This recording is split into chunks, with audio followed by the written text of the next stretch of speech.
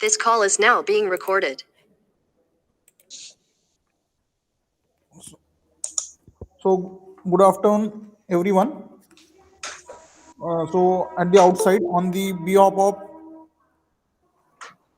Department of Electrical Engineering of Tulsiramji Gaikwad Patil College of Engineering and Technology, I, Professor Chetan Jambulkar, welcome to all our today's guest lecture, and I'm welcome to our today's guest or today's expert, Dr. Aragya Mitra sir. He is a assistant professor in Vishwasariya Institute of National Institute of Technology, means VNIT Nagpur. He first of all I introduce our Dr. Aragya Mitra sir. Then we will continue our lecture. So he is a assistant professor in VNIT Nagpur. He has done his BE in power plant engineering from Jadavpur University. He has completed his MTech in electrical power system from University of Calcutta, and then he's doing his done his PhD in electrical engineering from IIT Kharagpur. He has 15 years teaching experience, and he has got a POSCO Power System Award in 2016, and also he has got many national scholarship award in his uh, teaching experience in your teaching tenure. So he is also author of one book of integration of renewable sources and energy storage device.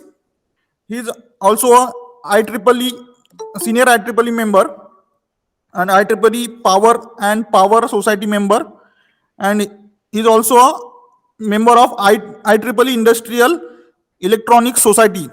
So he has much more experience in the electrical field.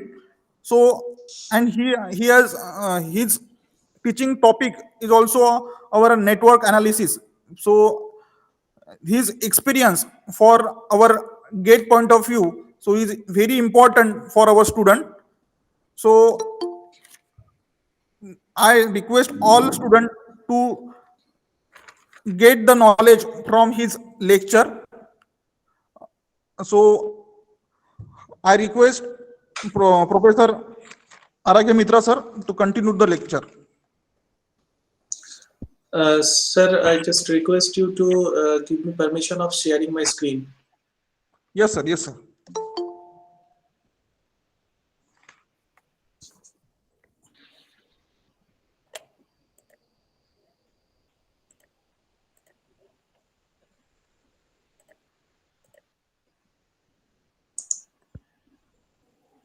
Yes, sir. Now you are sharing your screen.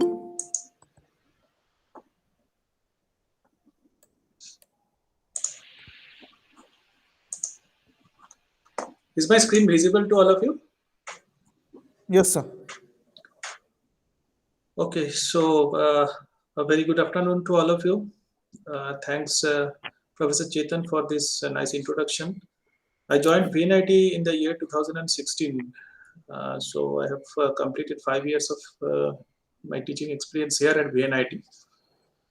And from 2017, I'm at VNIT, I'm attached with this subject, network theory. So there are actually in electrical department there is network theory, and electronics department there is linear network theory. More or less, the syllabus is more or less same. A few more topics either here and there are maybe mismatching. But from the point of view of GATE exam, as Chetan sir told, that it is pretty important to know about network theory. And not only that, being a student of electrical engineering, I feel that network theory is the basic of most of the subjects that need to be learned. And regarding network theory for GATE exam, there are few percentage already assigned for this network theory, and you didn't get any. If you have seen a previous year's question paper, or have some experience of talking with your seniors, that how much time you will get to solve questions in GATE. So the thing is that you will not get much time of solving a particular question. So network theory problems can be solved in different ways. So you will get the same answer, but the states may be uh, ultimately will be the deciding factor. Even if you are uh, if you are doing the problem in a right manner and getting the result accurately, or maybe you are choosing the right option, but the solution process what you have gone through, if it is lengthy, then it will of no help. So GATE exam means it's not only to understand the problem but to solve the problem as quickly as possible. So for that it needs a rigorous practice of different problems, so that just by seeing the circuit you can able to understand, okay, fine, this particular method I should apply to get the answer very quickly. So I consider that whoever is listening my lecture today having some experience of network theory and remember all theory or the formula or the theorems related to network theory. So, but still, I will discuss a few of those which I feel that it's important to discuss as a beginning of this network theory course. So, I will start with the network theory by saying that how we can classify the networks. So, networks can be classified in several manners. If I say that I have an active network or I have a passive network, then what do you mean by that? Is that whether any energy source is present in that network or not. Energy source means it may be a voltage source, it may be a current source. Now, when I'm talking about a voltage source, then there are again two possibilities, whether it is an ideal voltage source or a non-ideal or practical voltage source. If I'm talking about a current source, again, these two possibilities are there, ideal or practical or non-ideal. So in case of ideal source, the loss associated with the source is zero, right? So if I say that I have a voltage source, I'm drawing this DC voltage source for the simplicity. So if I say I have a voltage source, if this is the representation of the source, so that means if something uh, some kind of a load I'm connected here, I've connected a load here, then whatever the voltage I am getting, the voltage across this load will be the same. So if it is V, then I will get V. So this is the case of an ideal voltage source, right? So, but whenever I will say that I have introduced some kind of a resistance here, so this resistance is associated with the source. So that means the independentness of the load will gone, right? So whatever may be the value of this resistance, as because I'm talking about resistance because it is a voltage source of DC nature, so this must be a resistance. So instead of an impedance, if it is an impedance, then obviously I'm talking about an AC circuit. So this resistance, the value of the resistance is independent.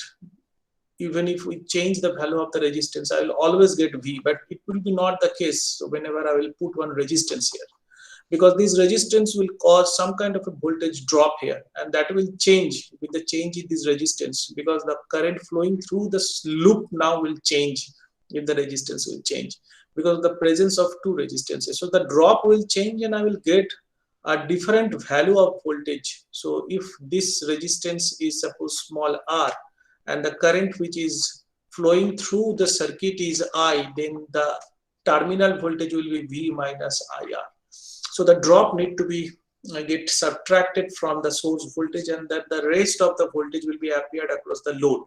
So this now becomes an non-ideal or practical voltage source. Similarly, in case of a current source, I will say that it's an ideal current source if whatever the load, independent of the load, I will get the same current which is flowing through it. So how is it possible? So if there is no shunt component associated with the source, right? So normally in case of an ideal current source, this is not present. Not present means the resistance value is infinite in nature, right? When some value is infinite in nature, it is very large, then the current flowing through this is negligibly small. So that means whatever the current being supplied by the source is flowing through the load. So the independent of the value of the load, the current will be equal to the source current. So then it will be an ideal current source. And the practical or non-ideal case is what? When this value is large enough, but it's not infinite, so that some current is always flowing through it. So the rest of the current, by applying KCL, will get, if this is I, this is I1 and this is I2, then I1 plus I2 is equal to I. So algebraic sum at an instant of time at node is equal to 0, right? So the entering current and the leaving current, they would be equal to each other. That's from the KCL.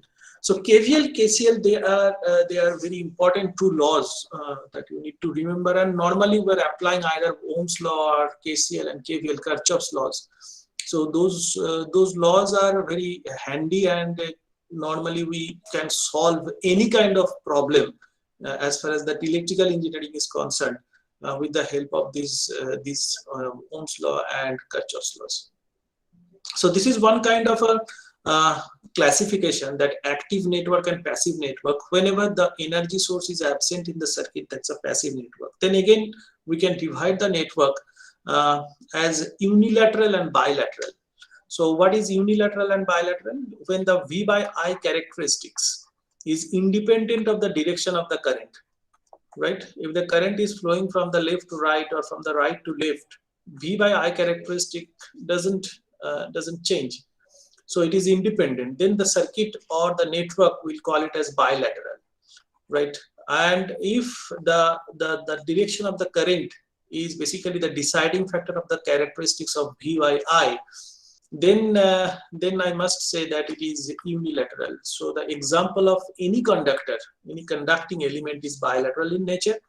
And example of unilateral is nothing but the semiconducting devices like diode. You all know that when it is in the forward bus, it will get some kind of a characteristic like this, and if it is reverse bias, it will have some kind of a characteristic like this. So the VI characteristics is something different if the direction of the current changes, right?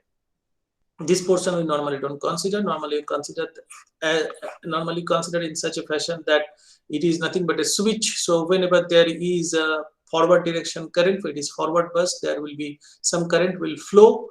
And if you consider that internal impedance kind of a thing, and internal voltage which is need to be there, known as a knee voltage, then it is shifted. So the current should be something like this as an ideal diode. Then it is shifted because of the presence of that internal voltage which is associated with the diode itself, and then it can be considered that it is something having some slanting nature because of the presence of the leakage resistance associated with this. So this is the characteristics of diode. So I'm not looking at it, but the thing is that it is forward biased or reverse biased. The VI characteristics is different, right? So then the direction of the current is the deciding factor for this type of element. So it becomes an unilateral example of unilateral element or the network. So unilateral and bilateral. This is again the second type of classification. The third type of classification is what? The third type of classification is whether it is lumped or distributed, right? Whether it is lumped or distributed. Now, if the wavelength, where from the wavelength will come. So whenever the circuit is exposed to some AC energy source, then there is a frequency associated with the AC energy source, and there obviously will be coming as the wavelength. So if the wavelength is shorter than the system length, right? Then we may consider that lumpness of the network is not possible. So it is now distributed. over the entire length of the line. So this is much more important as far as the transmission system of power system network is considered. The transmission system, which is basically from a very hundreds of miles or hundreds of kilometers of length. So in that case, it may happen that the length of the network, right? The length of the network is much bigger than the wavelength of the system. So in that case, you cannot consider that if I cannot realize in that fashion. So this is a voltage source, maybe this is the sending end, and then there may be some line inductance, there may be some line resistance, and there may be the receiving end where the load is present, right? This is a short transmission line representation, you all know, I believe. So this kind of representation is not possible for long transmission line. Okay, when the length is less than 80 kilometer, then it is short transmission line. If the length is between 280 and 240, then also we can consider it medium length transmission line. Then also we consider that it is lumped in nature, where there is a presence of capacitance also, right? So in that case, these inductance, resistance, capacitance, so all these circuit parameters are considered to be lumped at a particular point.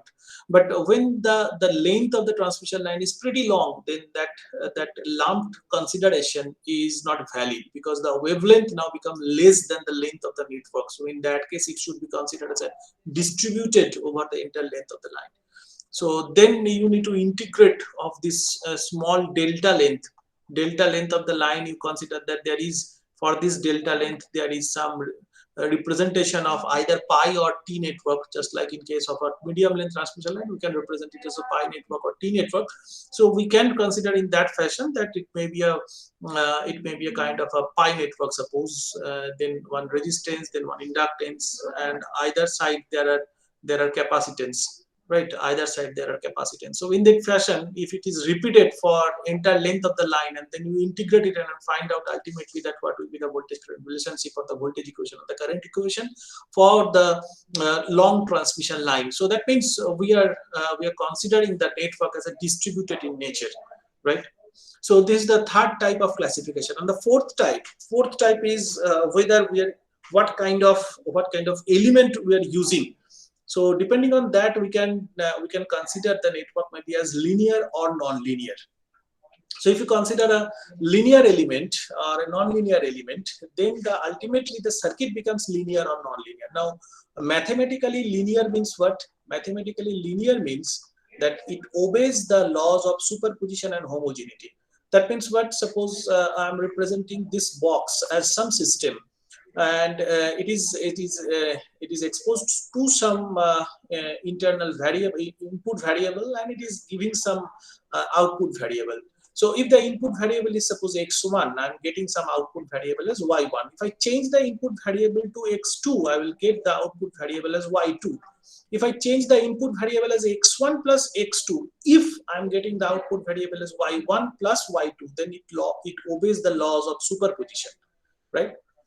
And if I say that if I have an input variable as alpha x1, whereas alpha is a constant, and I'm getting a output as alpha y1. So for alpha equal to 1, x1 gives output as y1. For alpha is some other than value of unity, then alpha x1 is giving a value of alpha y1. Then I must say that it obeys the laws of homogeneity.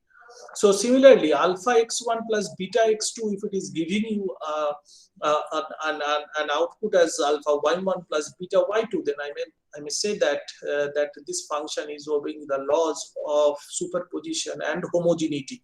Then both together makes this system as a linear system. And in other words, from the point of view of the voltage current relationship, from the Ohm's law, I can say if the voltage current relationship is linear in nature, then the circuit is linear. So whenever this linearity will come as the voltage and current relationship, then it's a linear circuit, otherwise it is not. Again, the example will be the conducting element or the semiconducting element. Semiconducting element are non-linear in nature, and conducting element are linear in nature. So this is the basic classification of networks.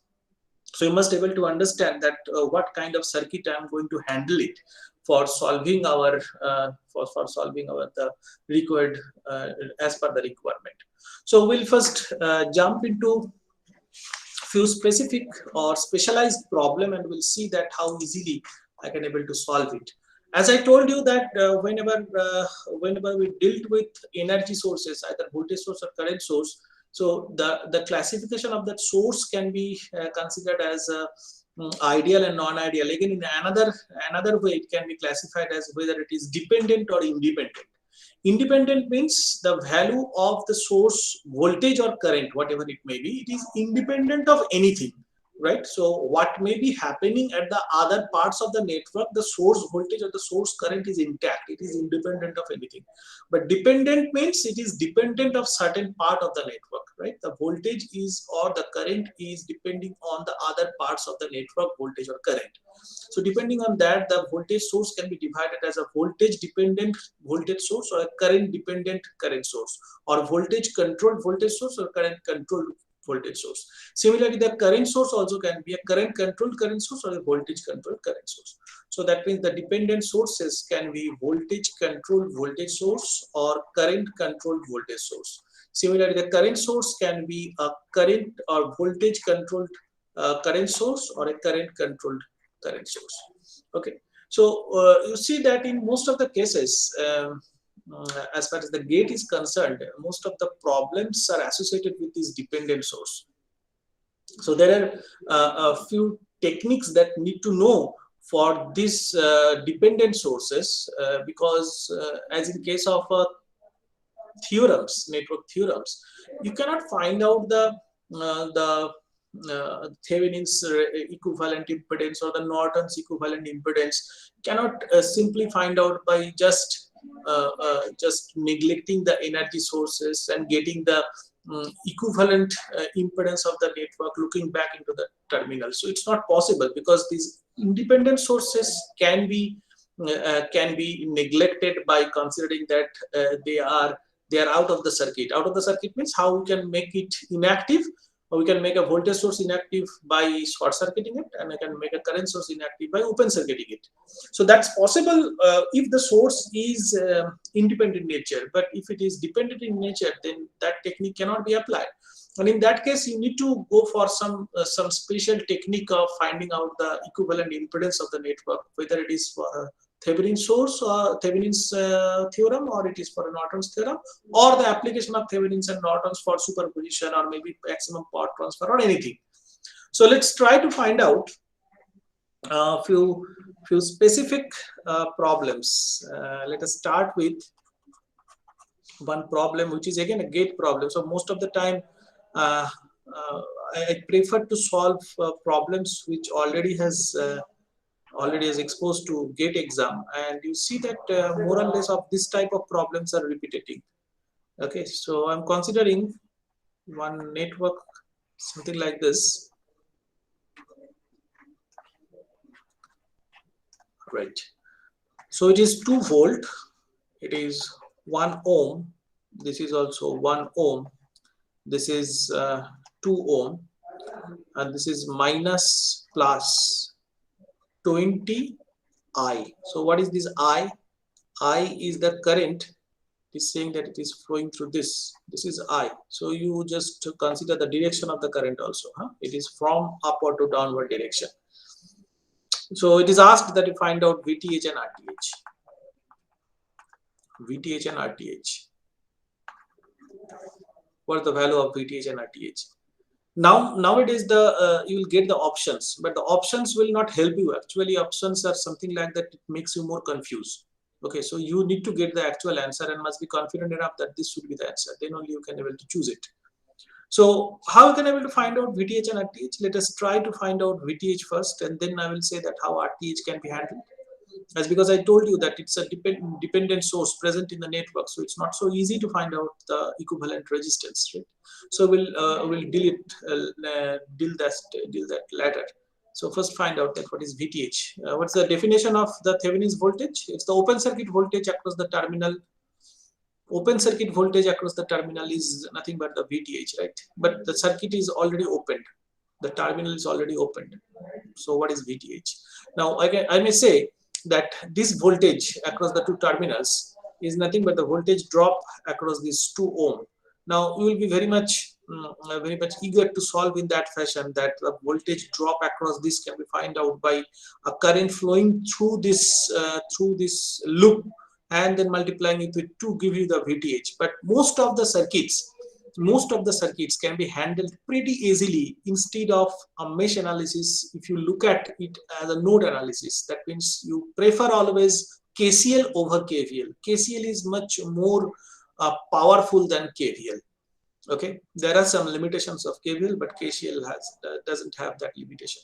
So we can see that there are 3 nodes, or rather 4 nodes present in the network. So this node potential is known to us. It is 2 volt with respect to this reference node. This node potential is not known to us. This node potential is not known to us. But this node potential is nothing but the open circuit voltage across the output, or rather the Thevenin's voltage. So if I can able to solve the node potential, this is suppose V1 and this is V2, then I may say that VTH is nothing but V2. Okay. So I need to solve for V2. So how can I able to solve for V2? So again, there is a problem that there is some source present, a voltage source present, and that even a dependent voltage source present in between these 2 potentials. So what is the relationship between V1 and V2 with this dependent source? So considering the potential, this is positive side, this is negative side, I may say that V2 minus V1 is equal to 20I, right? You agree with me or not? V2 minus V1 is equal to 20I. Okay, this is one equation we already have derived. Now, what is the next equation? I need only 2 equations, and that will be enough for getting these 2 unknown values of voltages, right? So, what will be the next equation? So, for next equation, we'll see that V2 by 2, the current flowing from this, plus 2 into V1 minus 2, or by 2 plus 2 V1 by 2 is equal to 0. What did I do? Can you tell me why I'm doing this?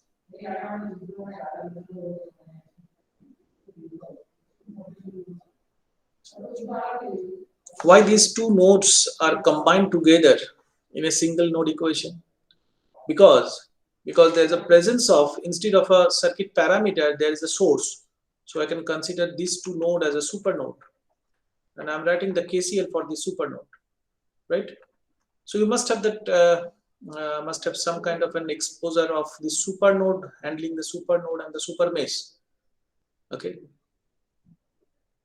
super node or super mesh. So whenever some voltage source is present in between 2 nodes, then you may consider these 2 nodes together and can write down the KCL for this super node. So individually, you just ignore this voltage source while writing the KCL. So how many branches are there associated with this super node? There is 1 branch, this is another branch, and this is another branch. So 3 branches. So 3 branches, if I consider that everywhere the current is leaving this super node, then it should be V2 by 2. So that's fine. Now this branch, it is V1 minus 2 by 1. So instead of that, I make divided by 2 and then multiplied it by 2. Okay. And then V1 by 1. Instead of that, I make it 2 in the denominator and 2 in the numerator. Okay. So everywhere there is by 2 by 2 by 2 is coming. Okay. Or this is just for my my understanding, I did it, or whatever the things you may write down directly by that. This is V2 by 2 plus V1 minus 2 by 1 plus V1 by 1, that is equal to 0. Okay, so these are the 3 branches, and ultimately we can solve these 2 equations and can get the values of V1 and V2. But we are basically looking for this V2, because I know that V2 is nothing but is equal to VTH. So can you tell me that what's the value of V2 you are getting? Are the people solving this, or just only listening this, or not even listening? I don't know. So I would prefer that if you can solve it, then you will see that pretty easily the solution can be find out within only 1 or 2 steps. And if you solve for it, you will get that V2 is equal to 3.36 volt. Okay, so we already have solved for VTH. Now what about RTH? Now as I told you, as because there is a presence of a dependent source, then just by eliminating this voltage source or inactivating the voltage source, making it short circuit is not enough, because you cannot inactivate the dependent source because it is dependent on a part of a circuit which is not out of the circuit while you are finding out the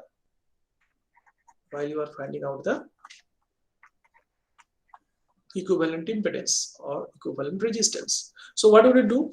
We'll do in that fashion. So let's first write down the values. This is 1 ohm, this is 1 ohm, this is 20 I is flowing from here.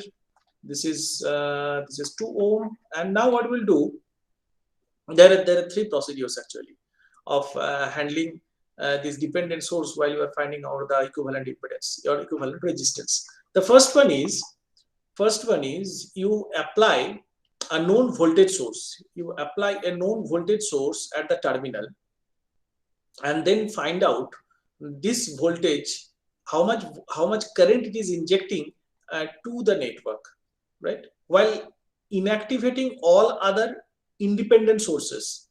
So how much current is injecting by this known voltage source which is applied at the terminal, with respect to which I'm going to find out the equivalent resistance. So you apply a known voltage source and find out how much current is injecting. Then the known voltage source divided by the current which is being injected by that voltage source gives you the equivalent impedance of the network. That's first method. Second method is, instead of a voltage source, you may consider that there is a known current source present at the terminal, and the voltage drop across the current source when it is connected across the terminal, this current source, it will experience some voltage drop across it. So that voltage divided by the known current source will give you the equivalent impedance or the resistance, right? There is a third option. Third option is you short circuit the terminal and you find out the short circuit current. That's, or you call it as a Norton's current or the short circuit current, right? Or again, you open circuit the terminal and you find out the open circuit voltage. That is called normally the Thevenin's voltage or the open circuit voltage. So this open circuit voltage divided by the short circuit current again will gives you the equivalent impedance or the equivalent resistance, right? So either of these 3 methods you may apply and you will get the same answer. You should get the same answer. Okay. Now there are a few confusion of this also, but normally we'll prefer this one. So apply a known voltage source. Now known voltage source means what value we prefer. You can put a value V also. V is also known. So you will get the current in terms of V, and then the V will be cancels out and will get exactly the value whatever you want to find out. That means the equivalent resistance. But instead of V, you will find out that suppose you are applying 1 volt voltage source. It's so easy to compute, right? 1 volt voltage source is supplied, and it is supplying a current I, suppose. So what is RTH? RTH is voltage divided by the current. Okay, so 1 divided by I, that should be the value of RTH. So I'm looking for that. What is the value of I I'm going to get? So how will I get the value of I here? Again you can apply nodal analysis, right? So what is the node voltage here? Node voltage, it is 1 volt. You see, voltage across from this node to the reference node is 1 volt. So you know this 1 volt, but you don't know this node voltage. Okay, suppose this is V, or maybe V prime. So depending on this also you can write down that this is a super node, right? It's also a super node. So if it's a super node, then what will happen?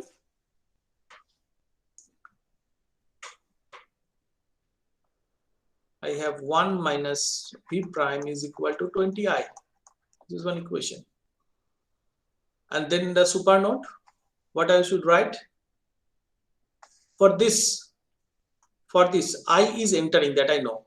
And suppose all these three branches, out of these 4 branches, these 3 branches, current is coming out of the node. Okay, so I will write down that I equal to, what's the voltage here? 1. So 1 by 2 plus, what's the voltage here? V prime. So V prime by 1 plus, what's the voltage for this? V prime. So it is V prime by 1 again. So I'm getting some relationship of V prime and I, and here I'm getting some relationship of V prime and 20I. Now 20I means how much? I is what? I is flowing through this. So what is the current flowing through this? V prime divided by 1. Okay, so this is 20 into V prime divided by 1. Right, so this is 20 V prime. So 1 minus V prime is equal to 20 V prime, or I may say that 21 V prime equal to 1. So V prime is equal to 1 by 21. So V prime is equal to 1 by 21. You just put it and you will get the value of I. So I you will get as 25 by, I have the answer with me. So I is equal to 25 by 42. So that means RTH is equal to 42 by 25 or 1.68. So you have the value of VTH, you have the value of RTH both. Okay.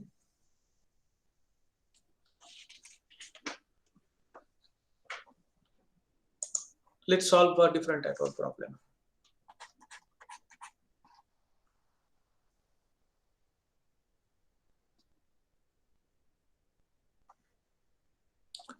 Suppose I have a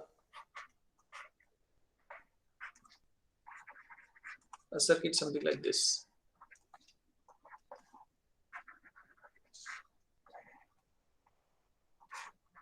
What is this? This is a transformer of 1:2 ratio. That means N2 is equal to 2N1. Huh? This suppose XY, the terminal. So that means I have some value V2 here, I have some value V1 here. This value is 1 ohm, it is saying, and the voltage which is applied at the terminal, input terminal, is sine omega t. Now it is asked to find out VTH and RTH, or I should not say RTH, rather I should write down ZTH.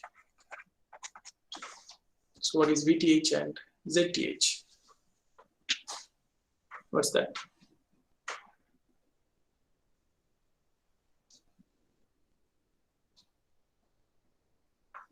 What should be our approach?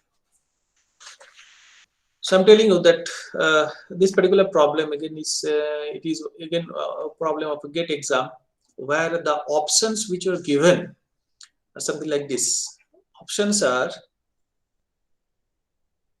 VTH is 2 sine omega t and ZTH is 4 ohm. 1 sine omega t, 1 ohm.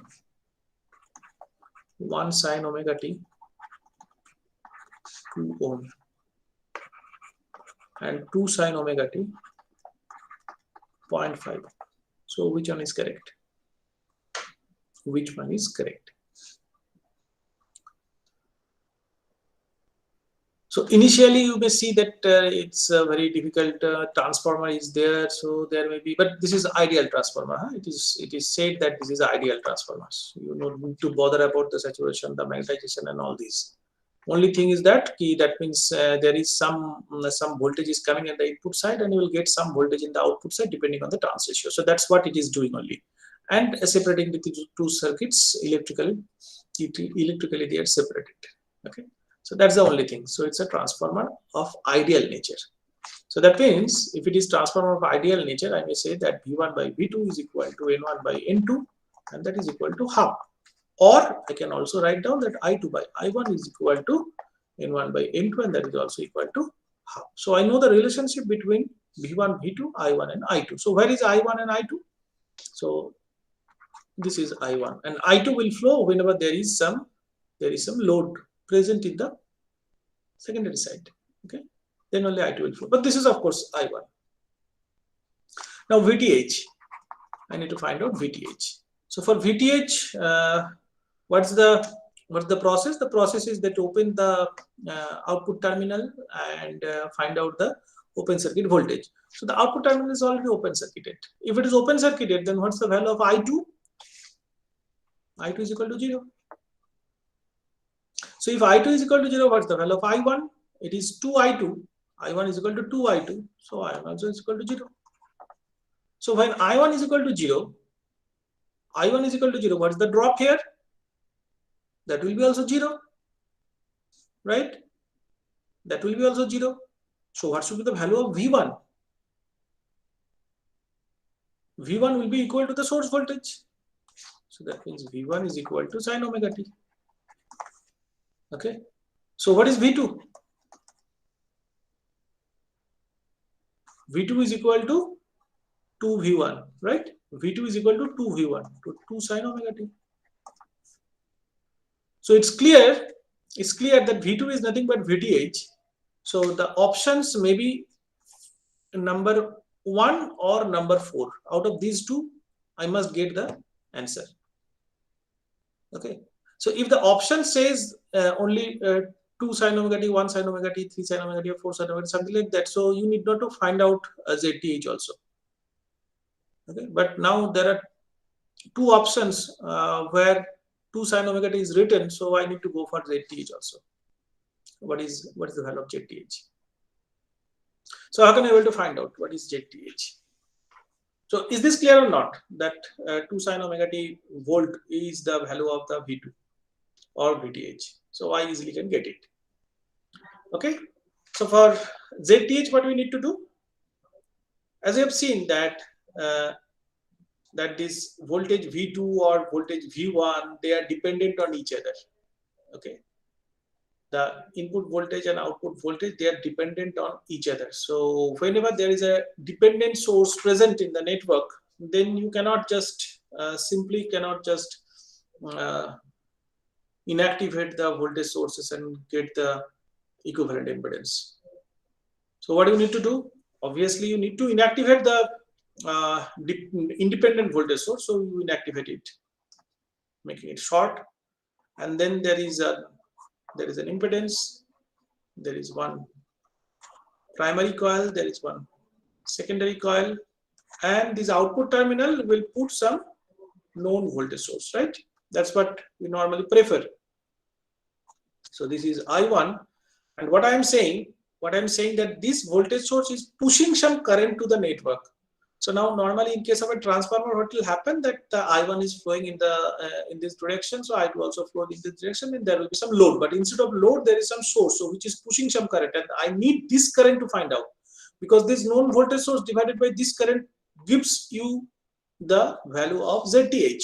Okay, so maybe this current is I, suppose this current is I, suppose, and this is suppose B. Suppose this is B. Okay, this is 1 ohm. This is 1 ohm. Right? So what's the relationship between I2 and I?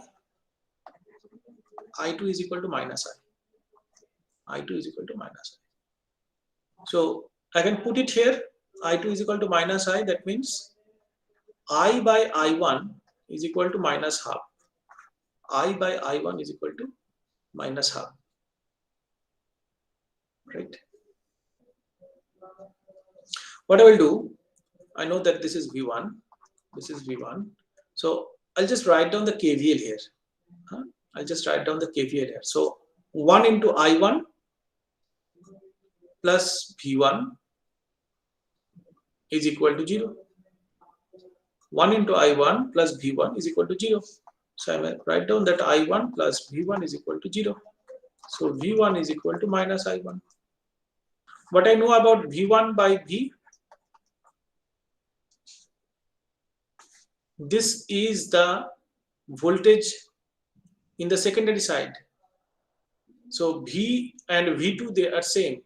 So V1 by V is equal to half, right? From here, V1 by V is equal to half. Therefore, you can write down with all these in consideration, that means I by I1 is equal to minus half, V1 by V is equal to half, and V1 is equal to minus I1. With all these in your hand, you can find out that what is V by I. That's what we are looking for. What is V by I? V by I is equal to, suppose I can write it in this fashion, that it is V by V1 into V1 by I. What is V by V1? It is 2. What is V1 by I? V1 by I. I1 is equal to what? I1 is equal to minus 2. I1 is equal to minus 2. So V1 by I is equal to 2. 4 ohm. So this is the answer. 2 sine omega t 4 ohm. Okay. So initially you may find out that it's pretty complicated how it can be solved, but the thing is that you are just dealing with KCL, KVL, and that's it. KCL and KVL, nothing else. You just need one information of transformer, ideal transformer, trans ratio, and others you are using this KCL and KVL, nothing else. And of course, you need that knowledge of handling the dependent sources. Okay. If you have any confusion in between, you can ask me. I'll be happy to answer.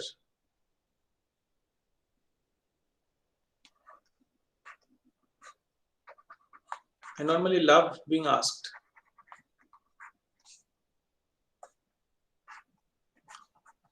This is the next problem.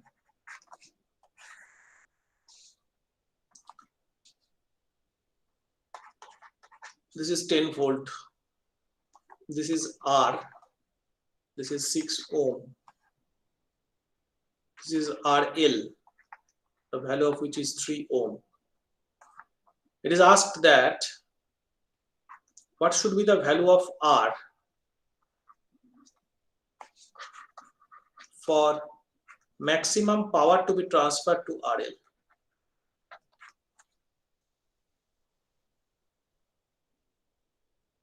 How can I be able to find out? Anyone can be able to answer me? At least I need some voice, otherwise it becomes a monologue. I don't understand whether somebody is listening to me or not.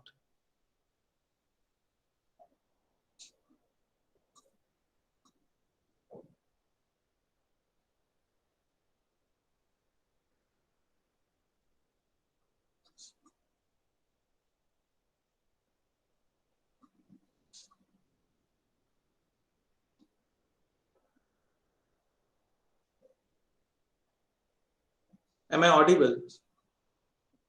Yes, sir. Okay. The question is that what should be the value of R for power at RL to be maximum? Now, preliminary, you can feel it that it's a problem of maximum power transfer theorem, which tells that because it's a DC circuit, which normally can be handled in that fashion, that the load resistance would be equal to the internal resistance and the maximum power should be transferred to the load resistance, isn't it? So everybody will be in that sense, that by some means you find out that 6 and R in parallel and then make it equal to RL, which is equal to 3 ohm, then you will get the value of R, then the maximum power will be transferred, isn't it? Everybody is with that sense.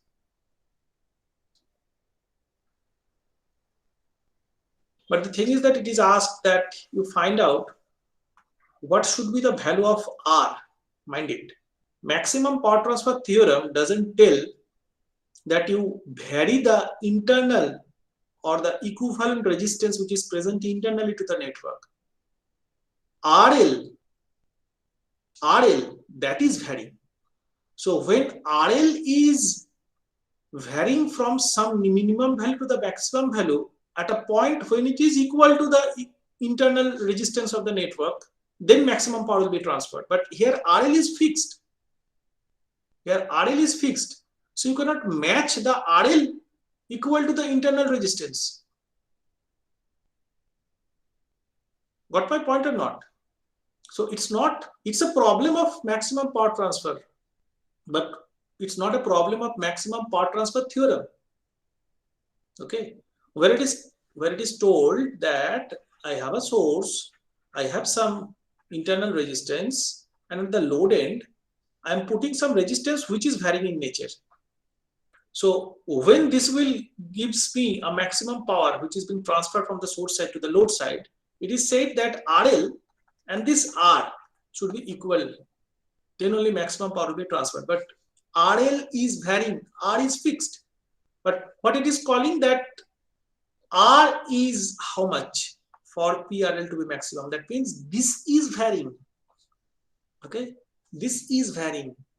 So for what value of R maximum current will be flowing through RL?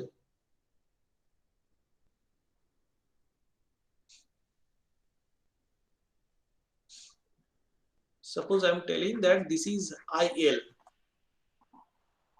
So when my IL will be maximum, IL will be maximum when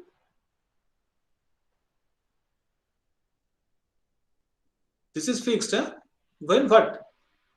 This part is minimum. Right?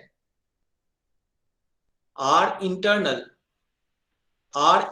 is minimum. So IL minimum that I am looking for. So that will be the case when R internal is minimum. R internal minimum means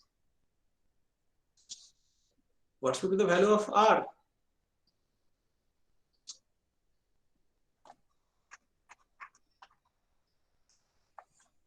R equal to 0. Anything you put other than 0, they will be in parallel and the value of the equivalent resistance will be less than 6. If you put it anything other than 0, then the value of the equivalent resistance will be less than 6. When the resistance is less, the current is more. IL is maximum. IL is maximum, then the RN should be minimum. Okay. IL is maximum, then when RN is minimum. So RN minimum when R is equal to 0. So R0 is the answer. So you need not to solve for anything. You need not to solve for anything. Make R equal to 0 and you will get the answer.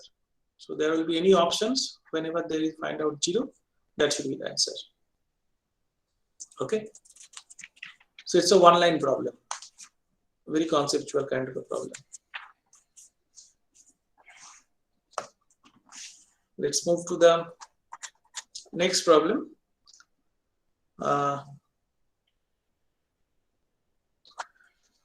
One thing, suppose I have a network something like this,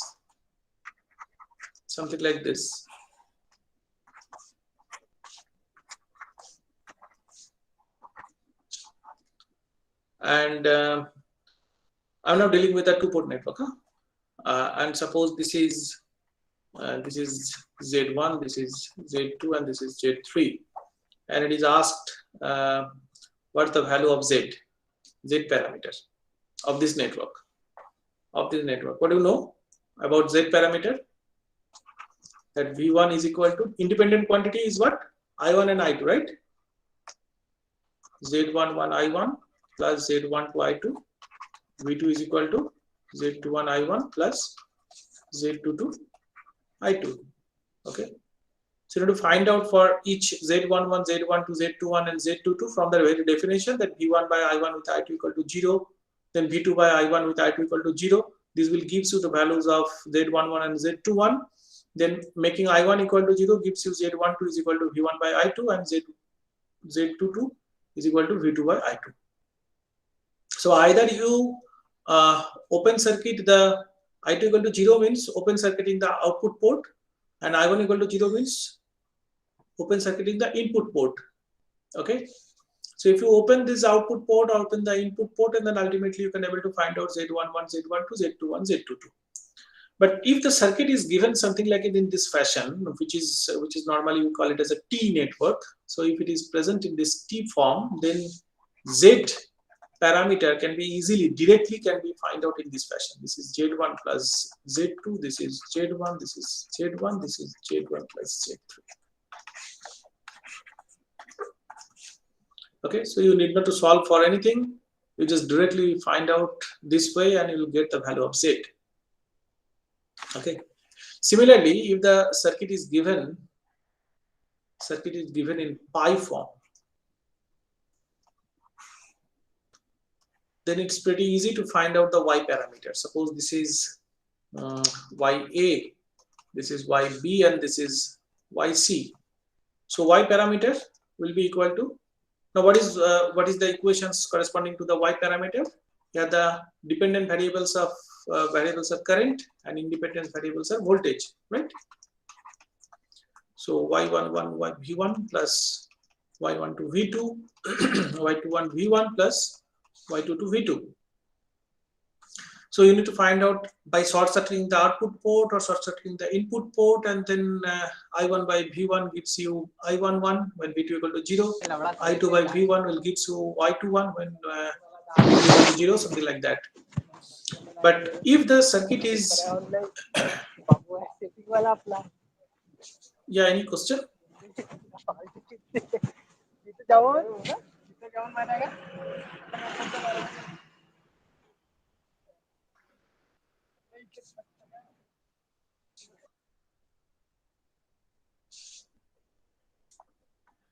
So y is equal to can be easily find out in this fashion. This is YA plus YB minus YA minus YA plus YC.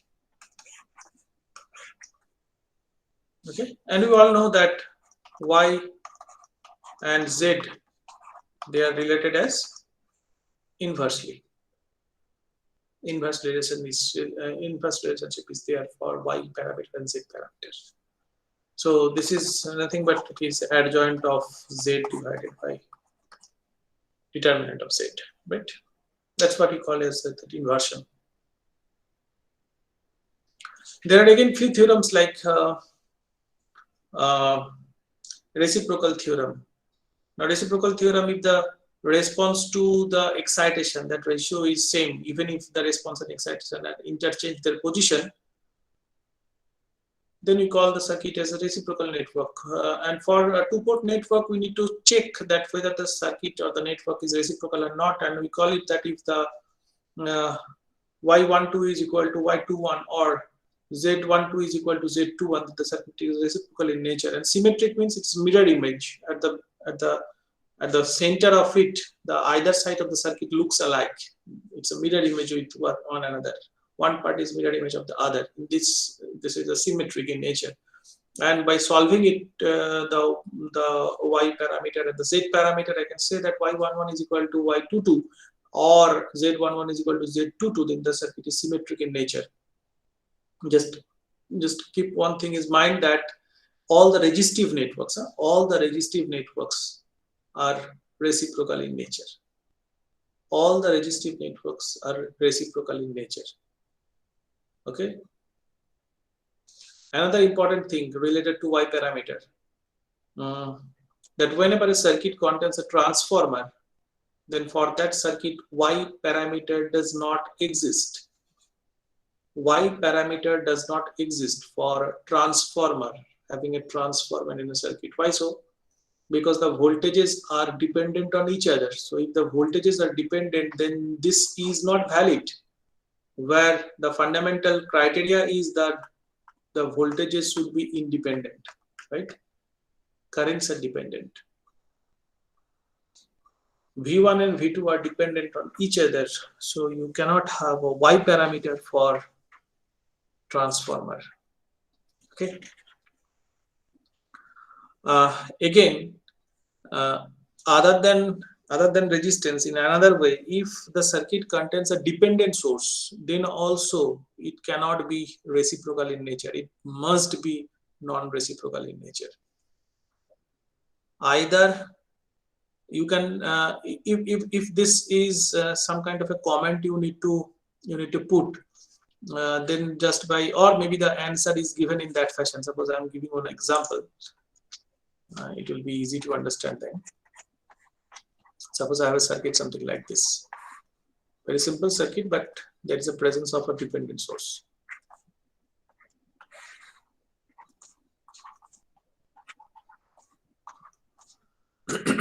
This is 1 ohm, this is 2 ohm, and this is 3I1. It's a current source, current controlled current source. This is plus minus V1, this is plus minus V2, it is I2 and it is I1. It's asked to find out the Z parameter. Asked to find out the Z parameter. The options are, I'm just writing down the options that you need not to calculate. You need not to calculate the for Z parameter, and you just can choose the right answer. And how? That's the thing.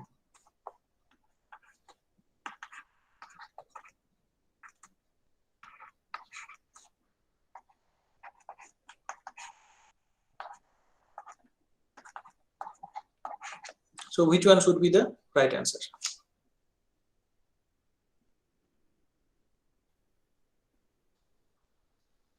I'm not going to solve it, but I can able to answer it. How is it possible?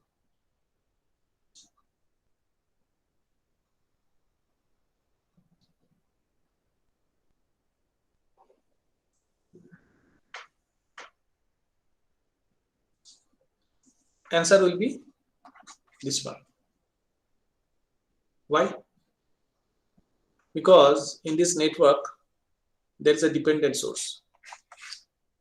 And whenever there is a dependent source, the circuit should not be reciprocal in nature.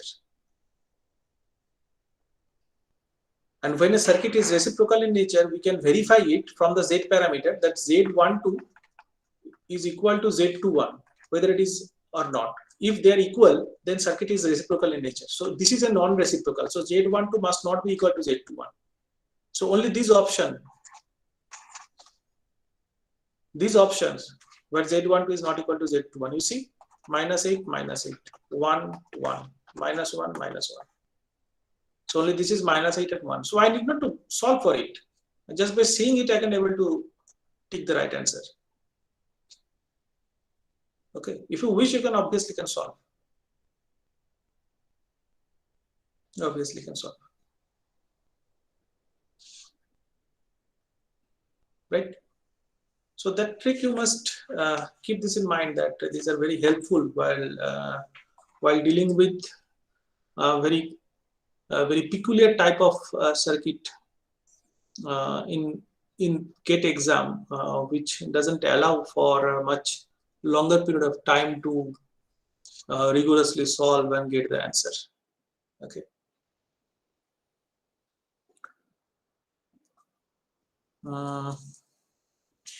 Next, yeah, maybe this part.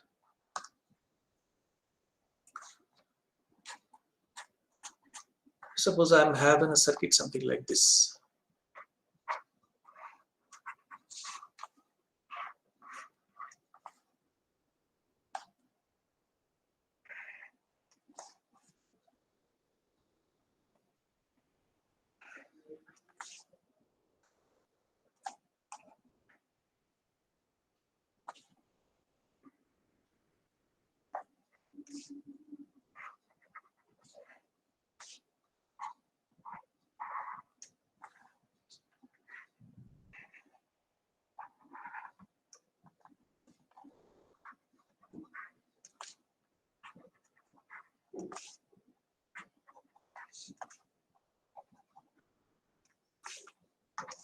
One dash, two dash, 3 ohm, 3 ohm, 3 ohm, 2 ohm, 2 ohm, 2 ohm.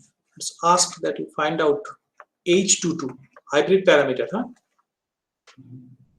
H22.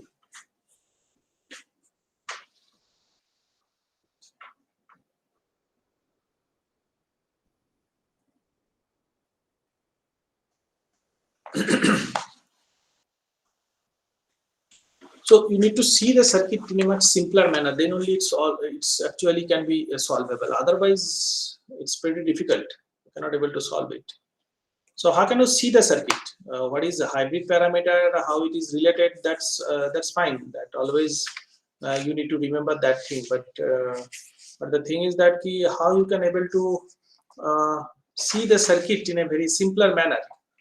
So for hybrid parameter, you know that V1 is equal to H11 I1 plus H12 V2, and I2 is equal to H21 I1 plus H22 V2, right? So that means basically the relationship of V1 and V2 gives you H22 when I1 is 0. I1 0 means input is open circuited. So you need something, a relationship of I2 by V2 with I1 equal to 0. So that's what we're looking for. That is H22. But how you can able to see the circuit in a very simpler manner so that I can able to solve? So you see, suppose this resistance, this resistance is across 1 and 1 dash, isn't it? 1 dash, and this 2 ohm, 1 dash. So when two resistances are across the same node, that means these two resistances are in parallel to each other. Similarly, this 3 and this 2, they are both across this 2 prime. So that means they are in parallel to each other. Now this 3 and this 2, this 3 is across 1 and 2. This 2 is also across 1 and 2. So that's means this 3 ohm and this 2 ohm are also in parallel to each other. So I can write down that my circuit is basically like this.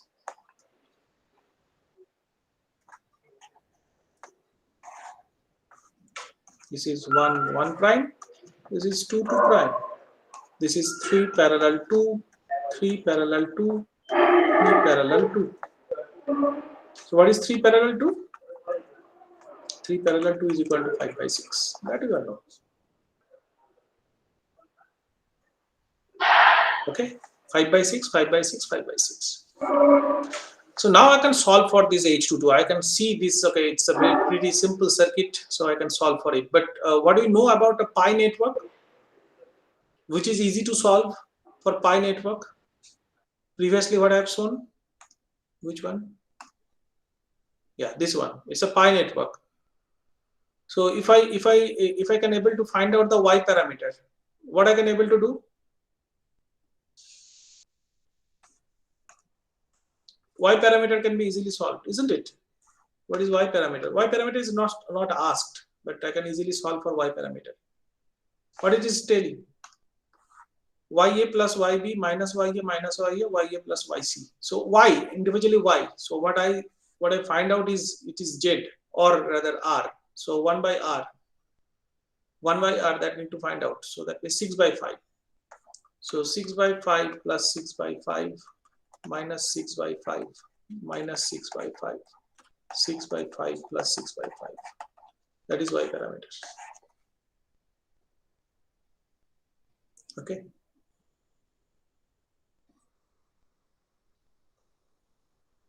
So that means, you know, the relationship of this means, you know that what is I1 in terms of V1 and V2, and I2 in terms of V1 and V2.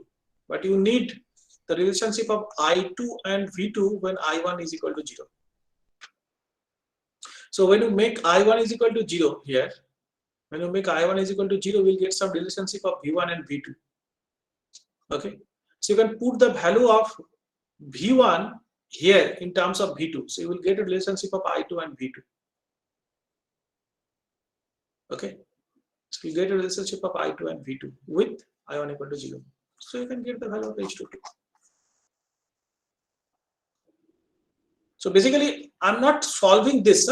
I'm not solving this. I just saw that it's can be realized as a pi network. So for pi network, it is easy to solve for y parameter. So I just solve the y parameter, and then though it is not asked, and then I'm getting the relationship of the voltages and the current, and I'm just choosing what I need. I need that I1 equal to 0 and the relationship between I2 and V2. So I make this I1 equal to 0. I'm getting the relationship of V1 and V2. I'm putting the value of V1 in terms of V2, and I'm getting the relationship of I2 and V2. That's it. So if you go with this, you will get an answer of 5/4 Siemens.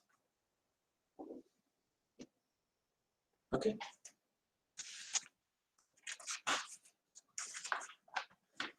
One important things which are pretty common in GATE exam is for the Laplace transform, the initial conditions when the switch is on and off and so. So in that case, how quickly we can able to solve for the things. Suppose I'm giving one example of one problem is something like that, that I have a DC source, voltage source here, then a switch, then a resistance, then again another switch, then one resistance here, then one voltage source, and in between one inductance, and then this is it with the circuit. So this switch is closed at t equal to 0. This switch is closed for a long time. This is 1 ohm and 3 volt. This is 1 Henry, 2 ohm and 3 volt. It is asked to find out DIL 0 plus by dt.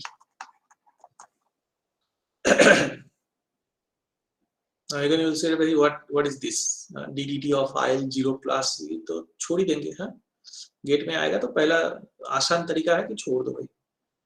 But the thing is that very simple way we can able to solve it. Very simple way. So for that you need to know that what's the relationship between the voltage and the current if an inductance is present. So what we know that VL of t is equal to L into DIL by dt, isn't it? So I can say that if VL of 0 plus, then it would be L DIL of 0 plus by dt. Okay. What is L?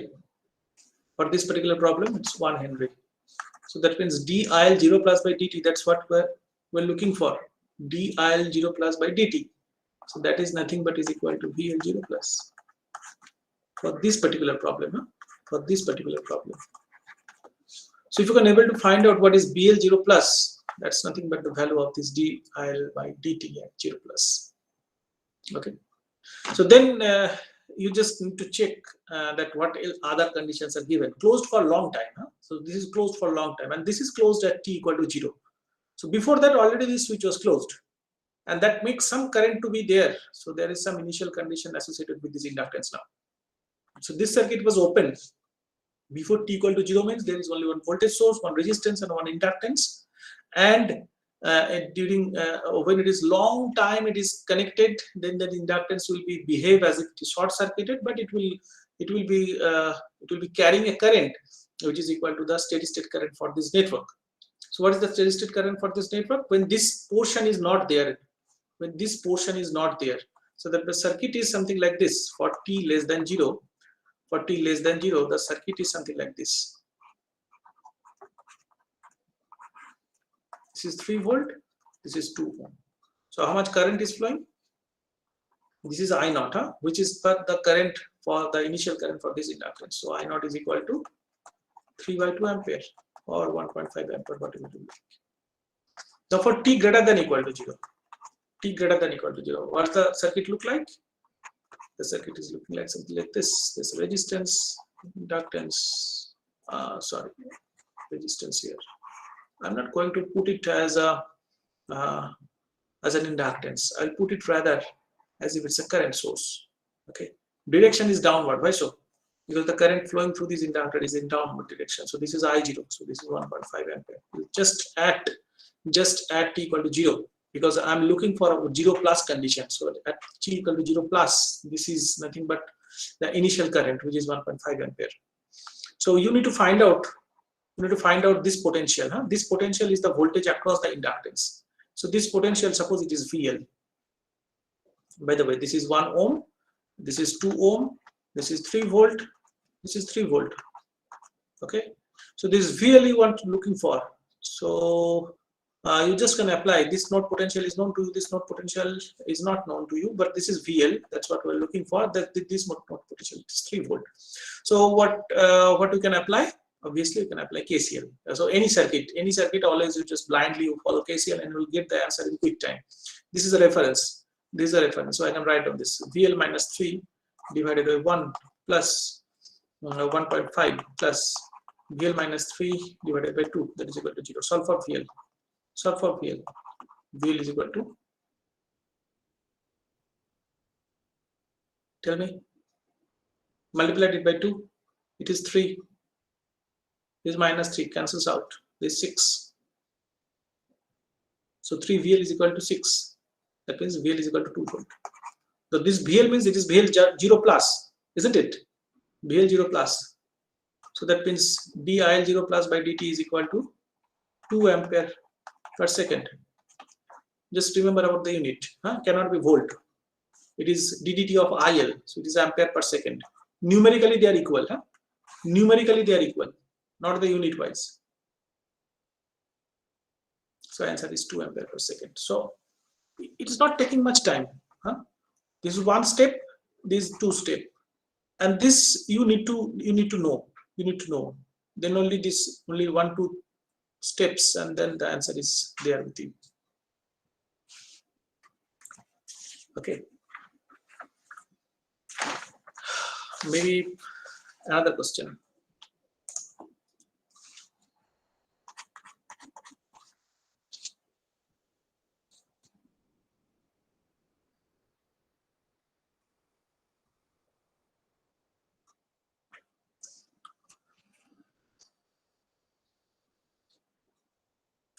Yeah, suppose this one. It's better. One switch, resistance, and this is a capacitor. RC circuit. Earlier it was RL circuit, now this is RC circuit. This is 100 volt. This is closed at t equal to 0. Simple. Closed at t equal to 0. This is 10 ohm, and this is minus plus 50 microfarad with some initial 2.5 millicoulomb of initial charge. It's asked to find out what is IT. IT is this much. Okay, so Q0 minus is equal to 2.5 millicoulomb. So that means I can say that my V0 minus is what? It is 2.5 into 10 to the minus 3 divided by 50 into 10 to the minus 6 equal to 50 volt, right? Yeah, it's 50 volt.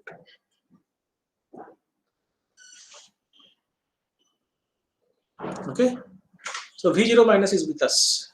So for t greater than equal to 0, how the circuit will look like? There is a voltage source, one resistance, and then one voltage source will also come. It's not a current source. Earlier it was a current source, as because the initial current is there. Now there is an initial voltage, so it will behave as a voltage source. Now following this minus and plus, it will be minus and it will be plus. What's the value? It's 50 volt. What's the value? 100 volt. What's the value? This is 10 ohm. So I0 plus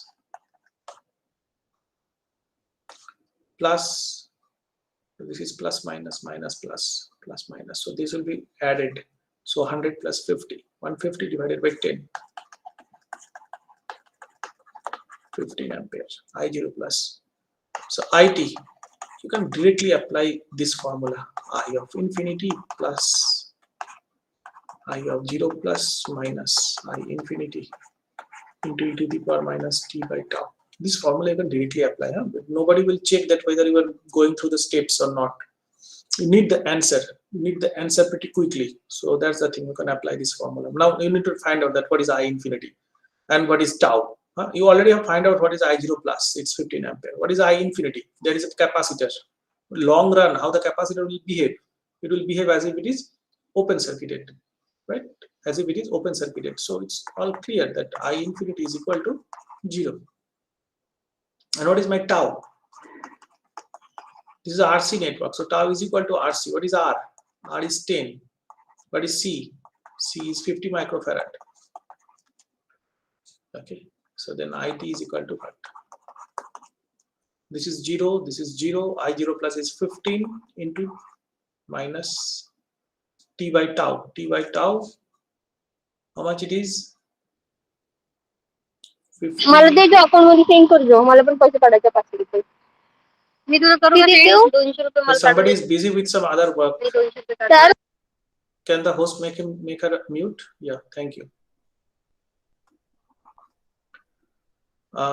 So this is 2000 T ampere. Okay.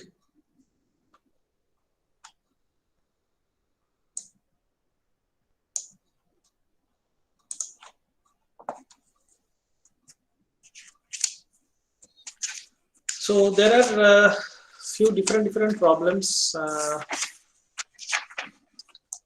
One thing I just must tell you that this particular formula what I've used, that IT is equal to I infinity plus I naught minus I infinity whole to the power whole into e to the power minus t by tau. So that is applicable when tau is non-zero or non-infinite. It's having a finite value other than 0. If it is 0 or infinite, then you cannot able to find out this formula directly, and then you need to go for Laplace transform. For example, this case. So I have capacitance, then one switch, and then again a capacitance. Okay. Current is I of t. This is closed at t equal to 0. This is C1 and this is C2. So it is said that VC1 0 minus equal to 12 volt and VC2 0 minus is equal to 0 volt. What is I of t? That is basically the nature of I of t is asked, right? So what I can able to see that tau, you first find out what is tau, whether I can able to apply this formula or not. So it is RTH into CTH, C equivalent. RTH into C equivalent is the value of tau. So C equivalent you can be able to find out that C and C they are in parallel with each other. So C1, no, they are in series with each other. So it will be in parallel case. So C1 into C2 divided by C1 plus C2. But what is RTH? There is no presence of R. So tau is equal to 0. So whenever tau is equal to 0, then you cannot apply the transient equation. It's not applicable. So you need to go for Laplace. So what is Laplace? Laplace transformation. So you have this capacitance, and along with that there will be some initial charge, or the initial voltage can be represented as a voltage source. So C2 doesn't have any initial voltage, so it doesn't associate it with the voltage source, but it is associated with the voltage source. Okay. It is associated with the voltage source. So this will be 1 by C1 into S. And what is this? This will be VC1 by S. So that means it is 12 by S. 12 by S. And this will be 1 by C2 into S. Okay. 1 by C2 into S. And the current which is flowing is I of S. It's I of S. So what is I of S? I of S. So there is only one voltage source 12 by S, and there are two impedances, 1 by C1S plus 1 by C2S. So I can write down that this will be equal to 12 C1 C2 divided by C1 plus C2. Ultimately we'll get this. Then I of t, inverse Laplace transform of I of S. And if I give it to you, it's, see, this is independent of S.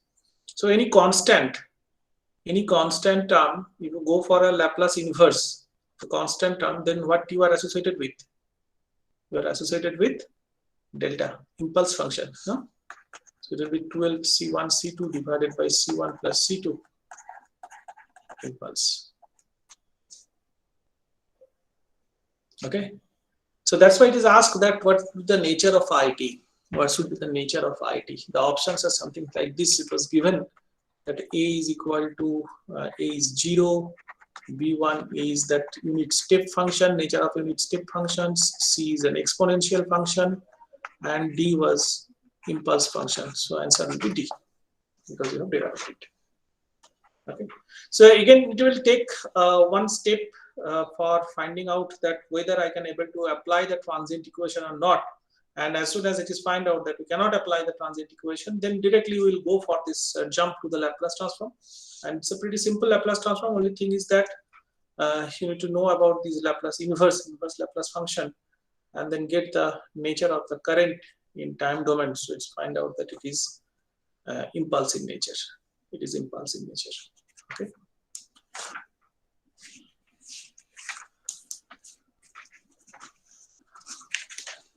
I will just put a very simple problem and then end this lecture. Very simple problem depending on both AC sources, fundamental network question is there.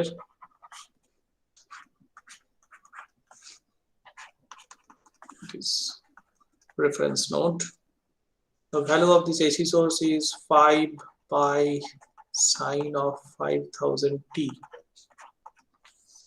And this is 1 kilo ohm. This is 1 microfarad. This is 1 millihenry. This is 2 kilo ohm. This is 5 volt. Now this point and this point is identified as A and B. This is positive and this is negative. It is asked that what is the average value of VAB? What is the average value of VAB? At steady state, of course.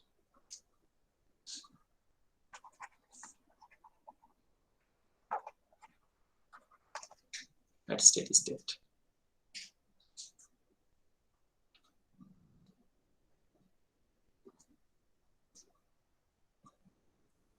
So then you'll be very much in confusion. Okay, so many parameters, so many big equations need to be written for solving of this, but it's not like that. It's not like that. AC source, the average value at steady state condition always will be 0. Average value of a sinusoidal function always will be 0. So average value of VAB should be equal to the voltage which is being experienced by the DC source. So answer is 5 volt. Capacitor will be open circuited at steady state condition. At steady state condition, capacitor will be open circuited. So all the voltage across this will be appeared across the capacitance. And the average value we need to find out. Average value of the sinusoidal function, that will be of no use. AC source is having an average value of 0. Then the 5 volt will be appeared. So answer is 5 volt. You need not to calculate. You need not to calculate. Okay.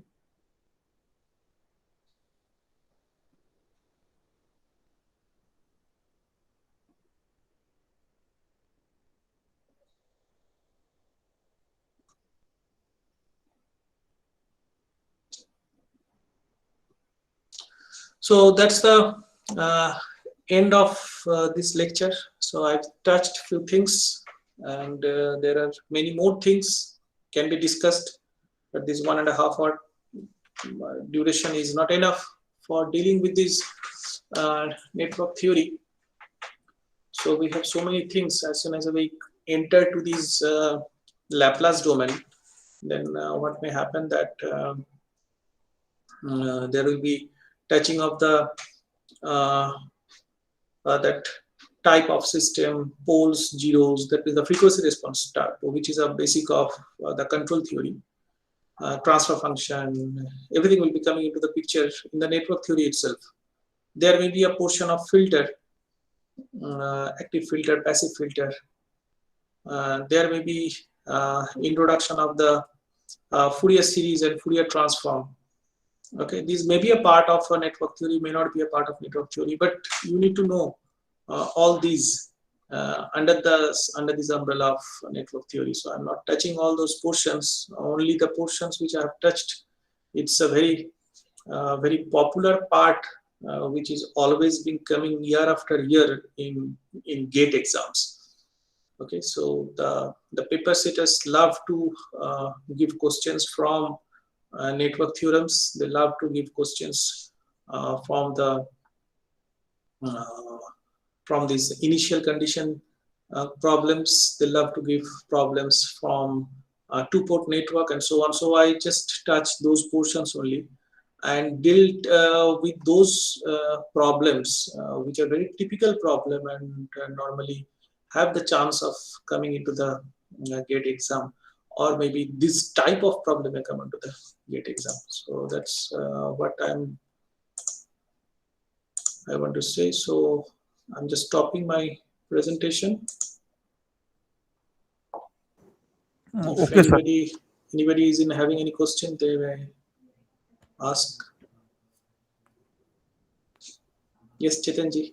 Yes, sir. So thank you very much, sir, for your valuable guidance to our student, and thank you to all students. And so thank you very much, sir, for giving your valuable time to our student and give the guidance in Yeah, for the it's my great point pleasure. of It's view. my pleasure. So in VNIT also, there are for the last couple of years or 3 years that GATE coaching is being given through TechU, and I'm basically associated for GATE coaching for the subjects network theory, for power systems.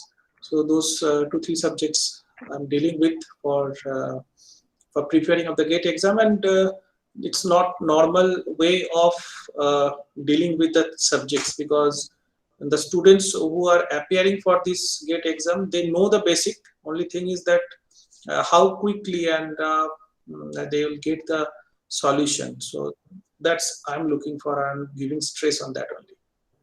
Yes, sir. So definitely our student will help this knowledge for the GATE examination. So Okay. thank you very much, sir. Thank you. Thank you. Thank you, sir. So I'm leaving now. Huh? Bye. Yes, sir.